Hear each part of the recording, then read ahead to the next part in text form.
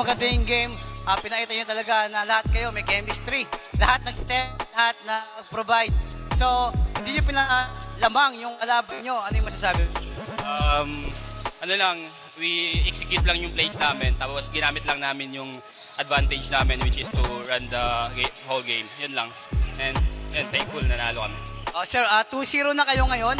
Ang next game nyo ay 2-0 din, MDC Builders sa week 6. So, pagandaan dalang Builders, ngayon nyo ulit makakaramdam dahil nakalaban nila no Season 3 Finals.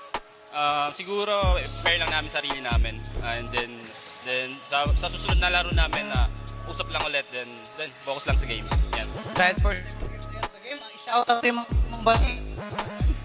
Thank you sa Shana Basketball. And shout out sa girlfriend ko, Geraldine, sa family ko sa Summer.